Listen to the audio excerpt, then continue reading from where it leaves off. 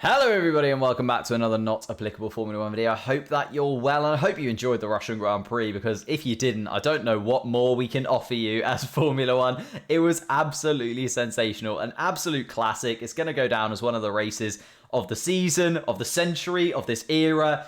It was phenomenal. It was one of the best weekends of Formula 1 action we are likely to see in our lifetimes. So we're going to delve straight into it because there's so much to talk about. Leave a like, subscribe, all that good stuff. But we need to delve into it straight away. I'm going to start with qualifying, because qualifying in and of itself was just full of drama and stories. It was soaking wet for the entire thing. Obviously, FP3 was cancelled, and then they brought qualifying and the race forward a few hours because they were so worried about the weather. And you can see why. It was absolutely tipping it down for the entire session. And then it was intermediate tyres up until, 5 minutes from the end. An absolutely perfect amount of time for some chaos to ensue. The inter tyres started to go off, and there was the tiniest little dry gap that the drivers could take advantage of. Obviously, everyone comes into the pits, sticks on some slick tyres. They've got 2 laps to warm up those tyres in horrible conditions, and then 1 lap to go. And Lewis Hamilton was the guy coming in. Honestly, I thought it was his, P1, Lewis Hamilton. Everyone in and around him was having a bit of a tough time. It's Bottas or Hamilton, basically. And then out of nowhere, Hamilton just decides to make another mistake this season, by the way, and hit the wall. Mind blown, absolute chaos, breaks his front wing, causes him and Bottas to lose so much time that they can't get their tyres warm for a flying lap. And it just opens the door for absolute bedlam. I mean, Lando Norris got his first ever pole position in a McLaren, and it was a crazy lap. It was 5 times better than Carlos Sainz, who was in P2 in a Ferrari as well. Let's not just dwell on the fact that Norris is in first place. We've got Carlos Sainz in second. Oh, and who's in third place? George Russell in a Williams. What on earth was going on? It was absolute mania that was going on in Russia, and a phenomenal qualifying session. But it then led on to one of the best races you're ever likely to see. Starting off, just a crazy start to the Grand Prix. A mixed field. If you look there, Carlos Sainz takes the lead. Lando Norris dropping behind. My goodness me, it's Daniel Ricciardo. George Russell's managed to keep himself in third. Hamilton drops back all the way to 7th. It's just bedlam at the start. Stroll, Ricciardo, Alonso managed to get past Hamilton. We're looking at Verstappen. Should I be looking at Charles Leclerc? Should I be looking at Pierre Gasly or Bottas? And there was just too much to take in on that first lap, especially considering Alonso did his sneaky little move through the bollards, which, by the way, has not been talked about enough. That was absolutely hilarious. And it was basically Alonso just putting a middle finger up to the FIA. It was beautiful, beautiful stuff. But it was a crazy start, and I honestly had no idea where to look. George Russell, though, was the one that caught my eye. He managed to keep himself in third place at the time when he was sort of looking like he was going to have to battle throughout the rest of this race. And, he did exceptionally well in third. I think we can give a big round of applause to George Russell in that first stint. He did wonderfully to defend from everybody else. And he did an exceptional job because it meant that there was a really lovely train of cars that was all just dropping back from Lando Norris and Carlos Sainz. And it looked like those two were going to just disappear off into the sunset together. We know that they absolutely love each other. And it was lovely to see Lando just disappearing off for 12 to 15 laps. And it was just mesmeric to see. But then Stroll comes in early and people realise actually the undercut is definitely on at this point. And, people start to come in. Ricciardo, again, tried to look for the undercut, but a poor pit stop from him. Looked like it was going to ruin his race from that point. He dropped out of the pits well into some traffic and just ended up being a bit horrible for him. Norris gets the overtake on Sainz, so Sainz decides to come in and get to the pits into new tyres. Norris and Hamilton then hit some free air, and we see some wonderful laps from the both of them. Norris and Hamilton stay out on their medium compound tyres. Everybody else who's on the medium comes in, and then those guys on the hard compound tyres are now starting to come to fruition a little bit. But Lando Norris and Lewis Hamilton, the laps that they put in on those medium tyres in that clean air were amazing. Lando Norris was absolutely dominating this race. He was flying in first place and just made it look comfortable. Even after the pit stops, looked fairly comfortable. We had Perez and Alonso and Leclerc starting to look really good too, because they'd gone onto the harder compound tyre at the beginning of the race. They could go on a really long stint on that harder compound tyre. And that was looking like a really good tactic for some of those guys. They could go really long on the hards, and the people on the mediums hit quite a bit of traffic. There was quite a few drivers that had pretty terrible pit stops. There was a lot of terrible pit stops this weekend, and it was looking really, really good for Lando Norris and the guys who were on the harder compound tyre. Hamilton obviously comes in around about lap 27. So does Verstappen. I was a little bit surprised about that. Verstappen did start on the harder compound tyre and had made a real stream through the field. Like, he'd done exceptionally well, Verstappen, at this point. Like, we cannot, hide behind the fact that even before he managed to finish where he finished, it was an absolutely incredible drive. And again, Bottas just opening the door for Max Verstappen. I know that there was the debate, have Mercedes drop Bottas to the back of the field to try and defend from Verstappen? Didn't do a very good job of it, did he? He really did not defend from Max Verstappen whatsoever. Just let him through. And then obviously Verstappen and Hamilton come into the pits together on lap 27. As I said, a bit strange from Verstappen, but kind of worked out for him in the end. Norris comes in for the stop, and Norris looks so comfortable, so cool, calm, and collected. Perez, Alonso, Leclerc, those guys are the only ones left to come in, and they start to come in. And to be honest with you, Perez was robbed at this point. He should have come out. He did so well on those hard compound tyres. I know that we talk about Perez as one of those drivers who can just look after tyres, but he did so well to look after those tyres. He should have come out in third place if it wasn't for an abysmal stop from Red Bull. And this is what I mean. So many teams got their pit stops wrong this weekend. And, if you're going to pit one team to just be like, look, they are going to get this pit stop right, it would be Red Bull. And they were the ones that messed up. Just caused absolute chaos. Perez comes out in 5th instead of 3rd. Hamilton starts to gain on Norris now because he's able to get past the likes of Gasly and Ricciardo on his fresher tyres because he's gone a little bit longer on the medium compound stint. And at that point, it kind of looked like it was going to be a battle between Norris and Hamilton. Hamilton was gaining and gaining and gaining on Norris, but he couldn't actually get past Norris. And I think Norris was fairly comfortable for the win. I personally thought, around about lap 44, 45, we were looking at Norris, Hamilton, Sainz, Perez, Ricciardo as our top 5. That was pretty much locked in. Verstappen had just lost his place to Alonso. So we were looking at Verstappen coming in 7th, Alonso coming in 6th. Like, our top 10 was pretty much nailed on for the last 10 laps. And we were like, okay, that's all done. Let's just take a little rest, take a little seat while we sort of wait for this Russian Grand Prix to end. Oh no, wait, one more plot twist. It's going to rain on lap 46 and cause chaos. Like, it absolutely chucked it down. It wasn't just like a tiny little spatter of rain. It wasn't like, oh, a couple of little bits of rain in this corner. Oh, be a little bit careful in sector 2. It was bang, rain everywhere, cause chaos. Everyone goes to absolute nonsense. What can we do? Who's going to go where? And that's where the race just absolutely fell apart for some drivers. And for some drivers, completely came together. It's really hard to judge how well these guys did this weekend because it fell apart completely for some. And for some, the last 10 laps were just absolutely dream territory for them. Those that went onto the Inters first gained on the rest so quickly. Verstappen came in, Sainz came in, Ricciardo came in, Bottas came in, Russell came in. Those guys that didn't really have much to lose. Bottas was already outside of the top 10. Verstappen was only 7th. They had nothing to lose. They might as well have come in for intermediate tyres. And that ended up being the absolute perfect thing to do because Merck tried to bring in Lewis on lap 48. He ignored that. He came in the lap after on lap 49. He'd noticed that those guys on the intermediate tyres were making up seconds every single lap. It was like tens of seconds every single lap that Bottas and Verstappen were making up on the rest of the field since they changed into the intermediate tyres. And this is where I'm just so confused at McLaren. If you're McLaren, like, I know that Lando Norris is saying that he wants to stay on the dry compound tyre. Just tell him not to. Just tell him not to.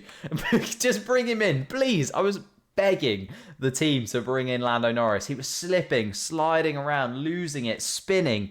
And then on lap 51, the heavens completely opened. Like, if it wasn't raining enough, it's now raining even more on lap 51. And it's just way too late for Lando Norris to come in. By this time, Lewis Hamilton's already caught up to the back of him before he can even get to the pit lane. He spins out. Lewis Hamilton takes the lead of the race. And, it was a complete flip-flop. The complete grid turned on its head. I mean, I'll show you the results here. This was not what we were looking at with 10 laps left of the race, but ended up being a Hamilton-Verstappen win. And it was probably the most exciting Hamilton-Verstappen win you're ever going to see in your life, because how on earth it ended up like that, I will never, ever know. Hamilton and Lando Norris obviously had a little bit of a talking to at the end of the race, but I was absolutely gutted for Lando Norris. He deserved so much more, and it was Lewis Hamilton that came out on top again, and that just made a massive change in the Drivers' Championship. Hamilton goes up into the lead 2 points. Bottas managed to keep in front of Lando Norris when it looked like Lando Norris was going to be able to catch him up in third.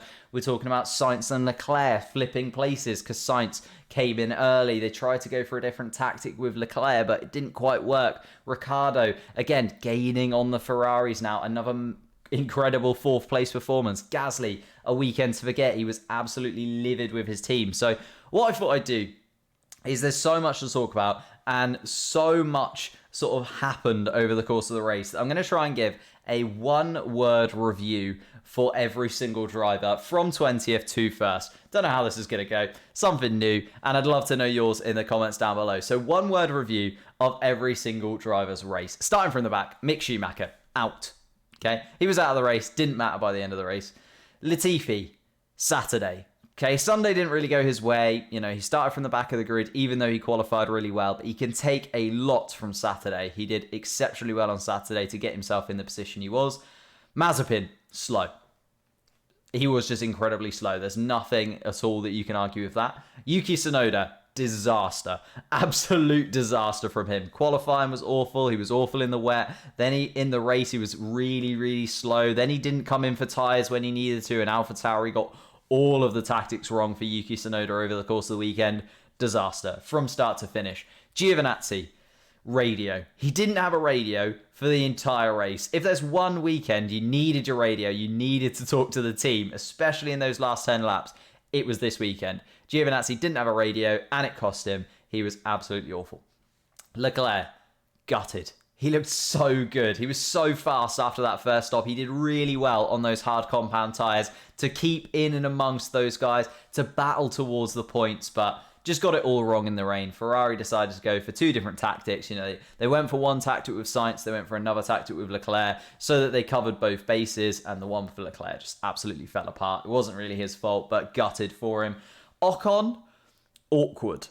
It was an awkward weekend for Ocon. You know, he should have been in the points realistically, qualified in the top 10, but then the race didn't really go his way. I don't really know what happened to Ocon over the course of the race. Like, there was so much else going on, but a bit of an awkward race for Ocon.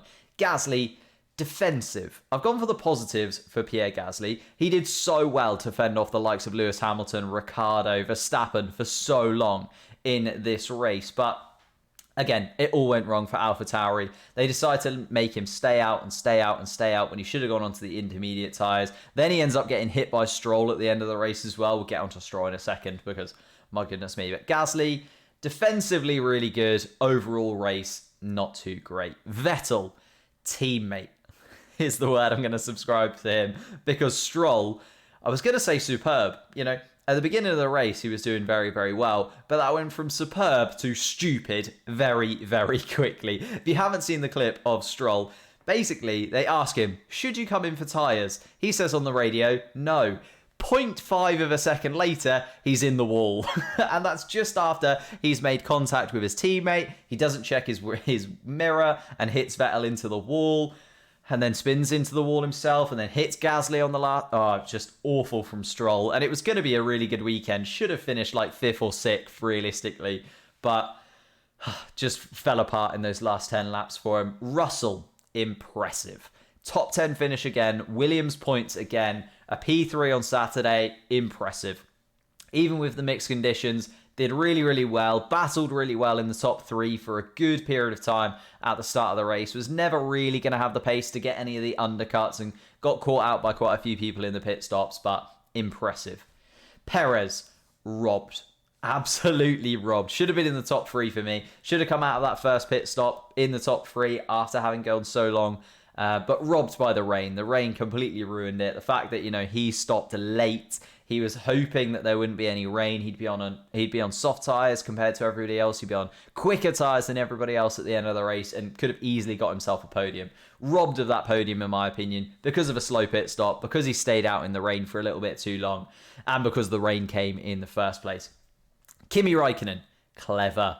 What a clever little drive from Kimi Räikkönen. They got it right. Alfa Romeo, again, one of the teams that had nothing to lose when the pit stops came around, put him on the intermediate tyres when they needed to. A very clever finish to the race from Kimi Räikkönen.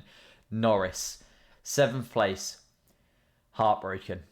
Absolutely heartbroken for him. He should have won that race. He looked so comfortable.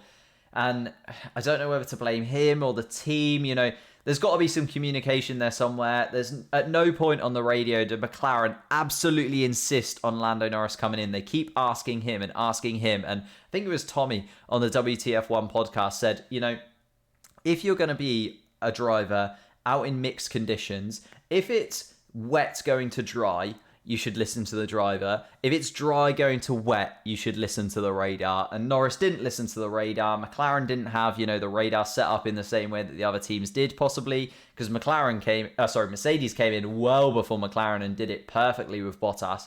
But heartbroken for Norris. Alonso, 6th place. I'm going to go for Wiley. That turn 1 or turn 2 that he managed to get at the beginning of the race was absolutely phenomenal. Again, maybe pitted a little bit too late when the rain came down, but Wiley from Alonso did what he did best, got himself a 6th place, got some really good points for Alpine, and did what he does. Bottas, lucky. It was a really, really terrible race from Bottas. I was not impressed with Bottas whatsoever, especially as we saw Verstappen siving through the field. We saw Leclerc going for a different tactic, getting up into the top 10. Bottas, awful, absolutely awful, and so lucky. It started to rain. They were one of the first teams to come in to get on the intermediate tyres, and he managed to absolutely jump loads of places because of that. Bottas, so lucky. Ricciardo, saved. He saved a really good race from being what it looked like at one point was going to be really bad. The pit stop went wrong. You know, he didn't come in that early for tyre. Well, he came in reasonably early for intermediate tyres, and that's what kind of saved his race. But it was looking like it was going to go bad to worse to terrible for Ricciardo at one point. But another great result from him. Top 4, really picking up those points. And again, I'll just pop it up there. Ricciardo now gaining on the Ferraris in front of him. Very, very well done indeed.